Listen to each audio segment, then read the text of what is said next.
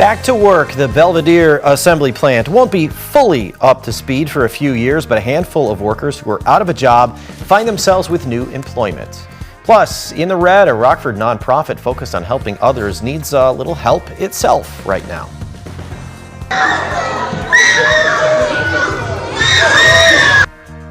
And Santa himself makes a stop at a local school. He makes sure each child has a new gift for Christmas. Live from WTVO 17, this is Eyewitness News at 5. Good evening, I'm Eric Wilson. Mimi Murphy is off today. Some of the local workers laid off when Stellantis idled the Belvedere assembly plant returned to work. The car company says nearly 165 employees now work for Mopar. It's the parts and service division of Stellantis at a Belvedere warehouse. Stellantis plans on spending billions of dollars to retool the assembly plant to make a mid-sized pickup truck, as well as build an electric vehicle battery plant and a parts distribution center. This will create more than 1,500 jobs and should all be complete and up and running by 2028.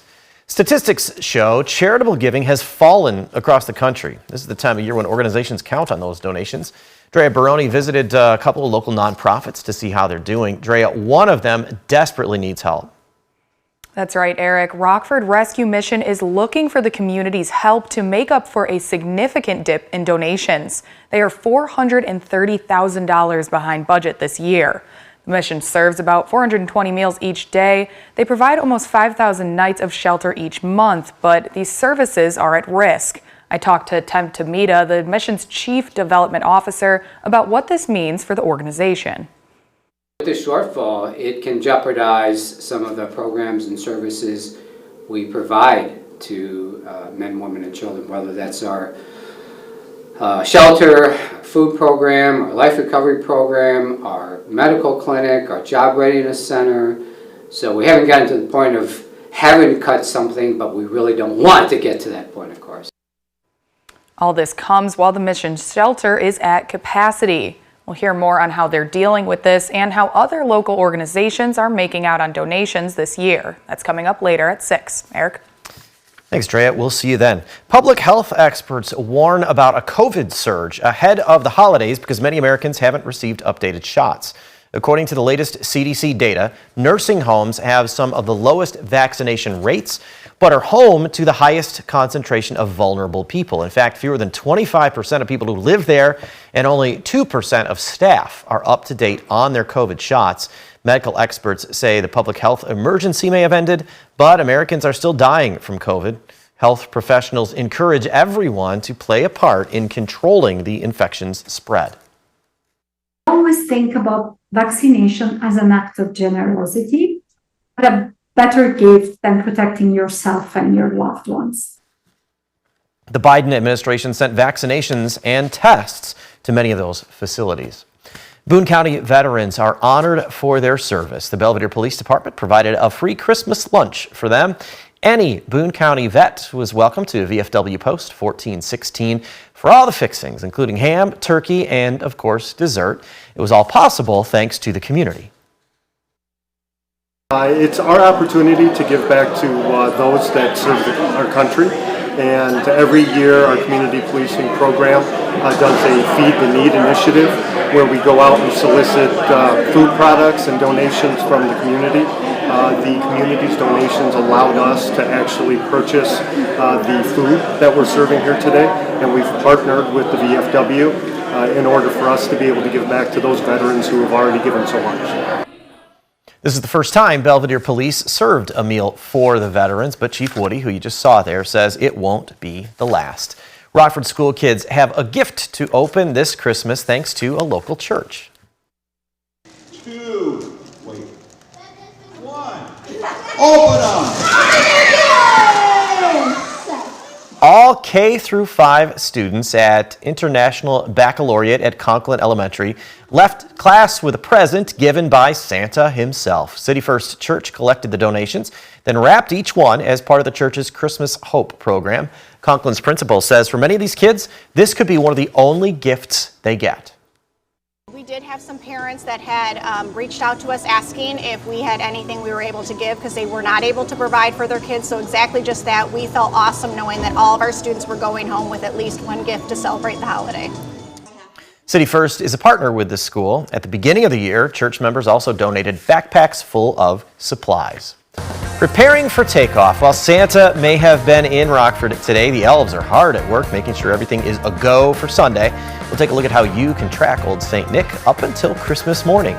And coming up at 6, unemployment in Illinois. We'll look at where the numbers sit and how job claims are doing compared to the past few months. The temperature is a little bit on the cooler side, but still above normal for this time of year for Festival of Lights, just getting underway not that long ago. I'll break down in my full forecast our chances for rain going into the holiday weekend, coming up in just a few minutes. You're watching Eyewitness News, your home team with Eric Wilson, Mimi Murphy, Scott Leber, and meteorologist Jordan Wolf. Christmas is just a few days away. Santa and the elves are getting the reindeer and sleigh ready for the journey around the world. For the 68th year in a row, North American Aerospace Defense Command, or NORAD, will track Santa on his trip. Until that happens, NORAD's website has a holiday countdown, games, movie theater, and a way to listen to holiday music. But as soon as Christmas Eve day arrives, operators are busy tracking Santa in real time. As soon as Santa gets airborne from the North Pole, we're able to track him on radar. Once he gets a little bit further up, we hand off to our military satellite systems. They use infrared technology to track Santa, so that's heat seeking. So you might ask what heat signature he has on his sleigh. It's Rudolph's nose. So that actually puts out quite a bit of heat. We're able to track with the satellites. You can download the NORAD Tracks Santa app to follow Old St. Nick on Christmas Eve or visit the agency's website. TSA expects crowds at the airport to be the busiest today, and it is not going to lighten up. Travel this holiday is slated to break records. At the same time, a storm is dumping heavy rain through parts of the west, and extreme weather is expected from the Rockies to Texas. Melissa Adon has the details from Los Angeles. We'll have lots of fun with Mr. Snowman. The Christmas countdown is on and travelers are on their way. It's not too bad. I mean, it's pretty bad. The line's long, but it's moving. The FAA expecting nearly 49,000 planes in the air today. This is a very, very busy time. Get here early. Get here early. Urging passengers to get to the airport 2 hours ahead of boarding time. ABC's Gio Benitez on the tarmac in Houston. This is one of the busiest airports in America right now. And take a look at this massive United 777 behind me here. It just came in from Sao Paulo. It's getting loaded up because it's getting ready to go back out there and get travelers out there. No doubt about it, United tells me that today it is all hands on deck. Just about every employee is on the clock. But the weather isn't cooperating. Parts of the West Coast getting hit with a major storm, bringing rounds of heavy rain. Some parts of Southern California getting 3 inches of rain an hour. All the runoff from there, the drainage can't take care of it. A flood watch remains from Los Angeles through Phoenix, Arizona. And even more rain is expected here in Southern California, with threats of flash flooding, mudslides, and thunderstorms leading to possible travel delays. Melissa Adon, ABC News, Los Angeles.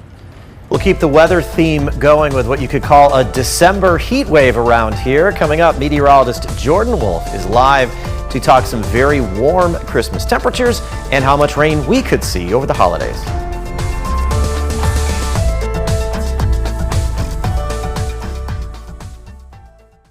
Now, your first warned weather forecast from meteorologist Jordan Wolf. We're out here live for another edition at Festival of Lights here in downtown Rockford at Mississippi Park. We are down to the last few ornaments, so if you're not in line at the moment, probably not going to get one, at least this time around, but we have been handing them out. It's been a great time seeing some of these friendly faces that have been getting some of these ornaments brought to us by Gillies Heating and Air Conditioning, as well as here at Eyewitness News, kind of giving out a token of our appreciation to the community. A little bit on the cooler side here for this Festival of Lights. Temperatures currently sitting in around the 40-degree mark for many of us right now, but still holding on to overcast skies for many of us. That's where we see the cloud cover, at least looking at our SkyTrack camera overlooking downtown Rockford up on the Supply Corps building. That's brought to us by Window World. The overcast skies sticking with us, and that'll actually keep our temperatures a little bit more mild for the overnight hours tonight, similar to where they were for the afternoon today. Our high temperatures are making their way into the low 40s across the board, including 43 degrees at the Rockford Airport. We are holding on to those still cooler temperatures at the moment, also still sitting at 43 degrees right now at Rockford, 43 as well in Davenport, but further off to the south, 51 degrees. Hello! waving at people. Merry Christmas to you as well. But holding on to temperatures in the 50s actually downstate, 51 in Springfield, 56 in St. Louis. A little bit of chances for drizzle, though, as we get into the overnight hours tonight. A system coming to pass not too far away from right now. And that's what we're going to look at when we take a little bit of a closer look. Some patches of drizzle already showing up mainly to the east of Interstate 39. Still holding on to overcast skies, but at least dry for the moment here in downtown Rockford. Temperatures sitting in the 40s across the region as well. 40 degrees right now in Freeport. 39 in Monroe and in Rochelle, as well as DeKalb and Sterling also sitting at that number. 41 up in Janesville and 43 right now, the current temperature in Rockford. Futurecast does bring us those chances for some patchy drizzle into the overnight hours tonight, holding on to the overcast skies as well, not allowing temperatures to fall all that far. We actually do warm a little bit as we get into the afternoon tomorrow, seeing temperatures getting back up into the mid-40s, but that does come with increasing rain chances. Some steadier, even possibly some steady rain toward the south across portions of I-88 and to the south of that as well. 42 degrees, though, in Rockford by the time we get later on into the overnight hours. Overcast skies not allowing temperatures to fall all that far. We do warm once again as we get into Saturday. Temperatures rebounding back near 50 with once again the chances for some patchier drizzle. That first system that does bring us the increasing rain chances during the day tomorrow departs, and in between that's where we get those chances for patchy drizzle into Saturday. Followed by that, though, we do have another weather system, a strengthening one that kind of works its way into the area almost directly overhead as we get into Christmas Day. This brings us rain chances that will settle with us for a few days going forward into the early and middle part of the week. That'll also bring our temperatures back down, but not until we get into the end of the week. So Christmas weekend still looking very mild, actually much warmer than normal, around 20 degrees above average for this time of year for some of those temperatures. 50 degrees on Saturday with a chance for isolated drizzle. Another chance for showers on Christmas Eve. Temperatures, though, into the mid-50s. 52 on Christmas Day with shower chances increasingly likely for the afternoon. So recapping all this real fast, our overnight temperatures tonight do not fall very far from where they are now, only back down into the upper 30s. Fairly light winds with additional chances for some sprinkles that are already working into the region on satellite and radar. Tomorrow, we still hold on to the cloud cover, temperatures rebounding a little bit warmer than where we were today, back into the mid-40s, but once again, shower chances becoming increasingly likely, especially the further south that you get during the later part of the morning and into the afternoon. The 7-day forecast reflecting some of that warmer weather, still holding on to temperatures in the 40s and 50s for a few days going forward. Some of these actual overnight lows are even warmer than our normal high temperatures for this time of year. As a matter of fact, most of those temperatures on that 7-day forecast even much warmer than where we normally would expect them to be for this time of year, even considering that today is now the winter solstice, which is the shortest day of the year. So increasing sunlight as we get into the next few days going forward, but also increasing temperatures, rising back into the 50s as we get into the weekend, and holding on to those rain chances into the middle of next week. We are pushing shorts weather for Christmas this year. All right, Jordan, thanks. Now, sports with Reagan Holgate. The Bears return home this week to take on the 3-11 Arizona Cardinals on Christmas Eve. The Bears were 4 for 18 on third down in Sunday's loss in Cleveland, a stat line that proved to be fatal in the second half as the Bears struggled to control the ball. This week they are up against a Cardinals defense that's given up the most first downs in the league. So the Bears will have plenty of chances to move the chains, and that ultimately comes down to QB1's ability to make plays. On a whole, I thought he did a really good job. He took care of the football, and then the couple opportunities, like we said, that maybe we need to help explain it better to him or whatever, or, just him make the play. And then he's capable of that, and he's done that. He did his job pretty good and took care of the football, and that's what we asked him to do. The Bulls are back in action tonight as they continue their homestand with Wemby and the Spurs in town. And they are coming off another big win last night as they took down LeBron James and the Lakers. That win was courtesy of shooting over 50% from the field and beyond the arc. Plus 8 Bulls scored in double figures. DeMar DeRozan led the way with that one with 27 points.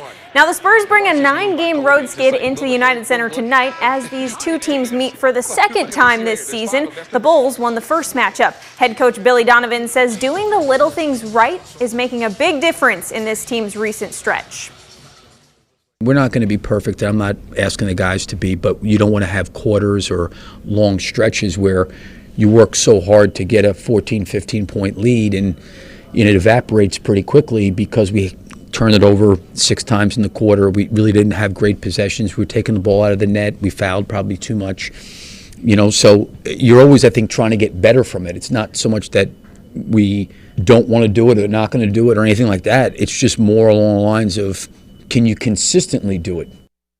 And we'll see if they can keep the hot streak going tonight. This game tips off at 7 p.m. That's sports. We'll be right back.